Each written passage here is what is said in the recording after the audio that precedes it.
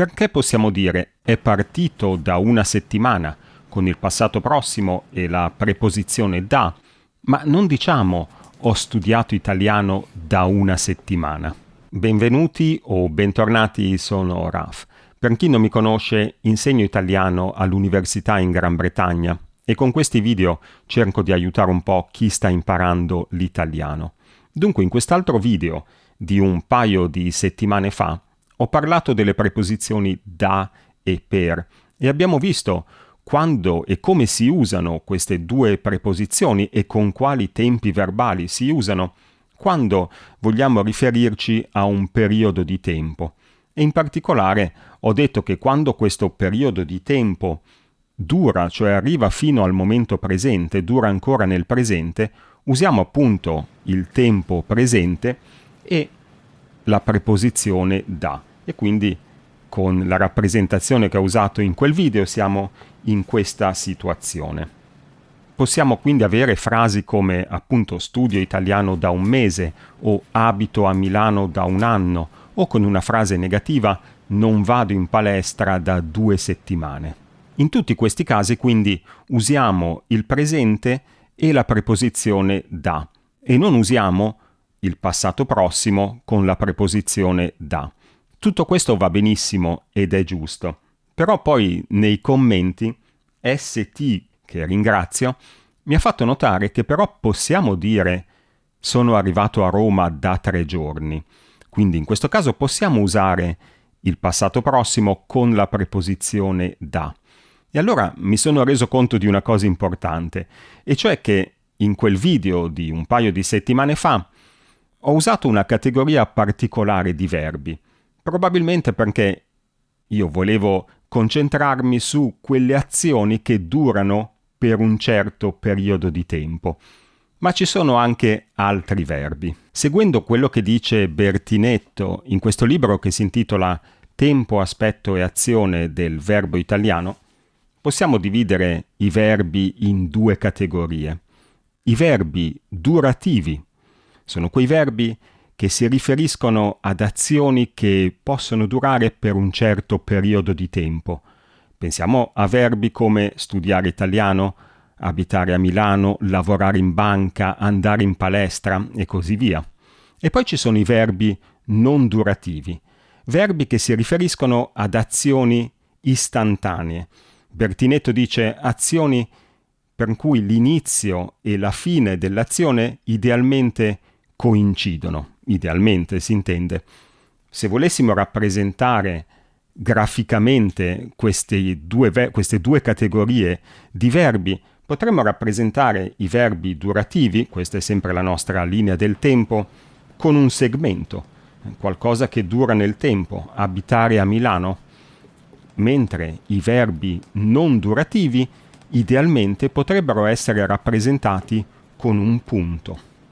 E questi sono verbi come morire, nascere, partire, arrivare, qualcosa che avviene istantaneamente. Anche senza entrare troppo nei dettagli tecnici, mi sembra che la differenza fra queste 2 categorie di verbi si capisca facilmente a livello intuitivo.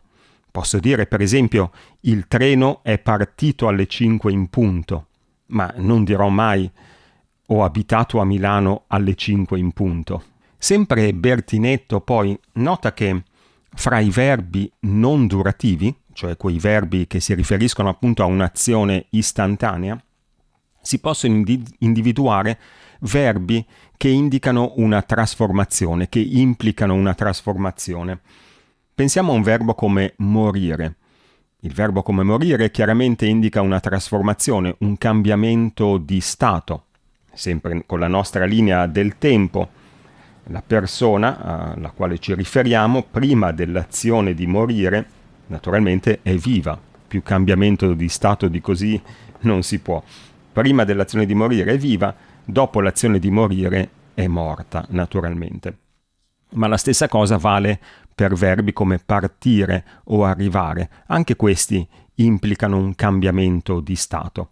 E mi sembra che sia proprio con questi verbi, o soprattutto con questi verbi, cioè verbi non durativi e che implicano un cambiamento di stato, che possiamo usare quella costruzione che abbiamo visto all'inizio, cioè possiamo usare il passato prossimo con la preposizione da, e quindi possiamo dire Anna è partita da un mese, mentre non possiamo usare questa costruzione con i verbi durativi, e quindi non possiamo dire ho abitato a Milano da un mese o ho studiato italiano da un mese. In questi casi abbiamo detto se l'azione inizia nel passato e continua nel presente, dobbiamo usare il tempo presente e la preposizione da.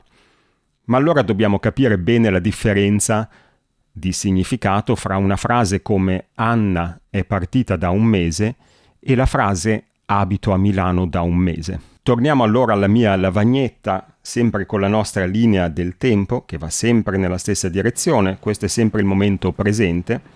La frase abito a Milano da un mese significa che l'azione di abitare a Milano è iniziata un mese fa e si estende per tutto questo periodo e continua o arriva fino al momento presente.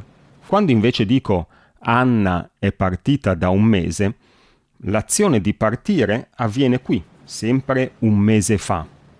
Ma non è l'azione di partire che si estende in questo periodo che arriva fino al momento presente, ma è in un certo senso lo stato di essere partita. Lo metto al femminile perché il soggetto è Anna. È appunto essere partita che si estende in questo periodo di tempo. L'azione di partire non può estendersi perché l'azione di partire è istantanea. Un altro modo di dire la stessa cosa è che è il risultato dell'azione che si estende in questo periodo, cioè il risultato dell'azione di morire, essere morto, il risultato dell'azione di partire, essere partito, è il risultato di questa azione che si estende dal momento in cui avviene l'azione fino al presente e continua naturalmente nel presente.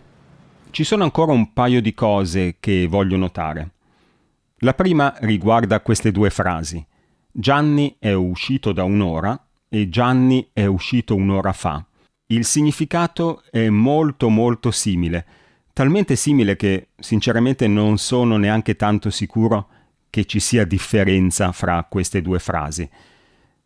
Forse la differenza che io percepisco è che la frase Gianni è uscito da un'ora implica che Gianni non sia ancora tornato. Questa è l'unica differenza che mi viene in mente. Come ho detto non ne sono neanche tanto sicuro.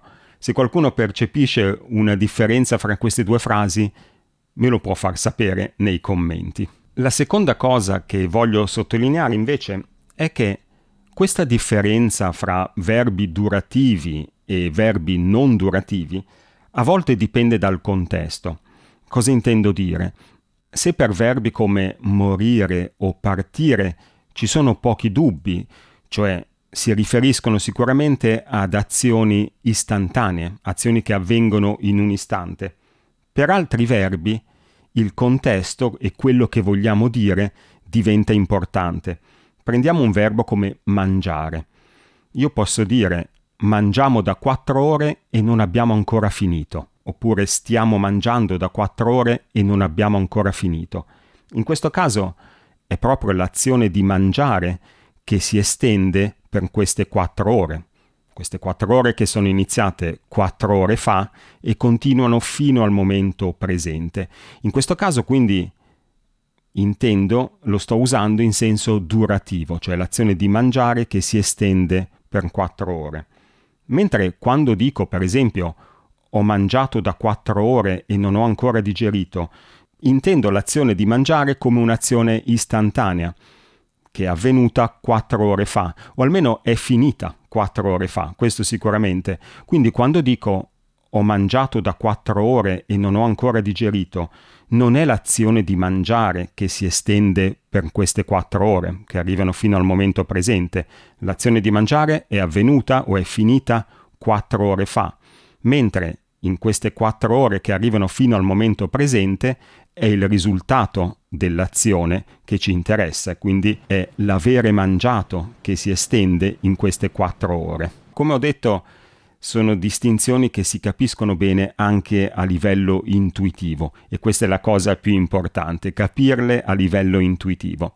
Grazie per avermi seguito e ci vediamo nel prossimo video. Ciao!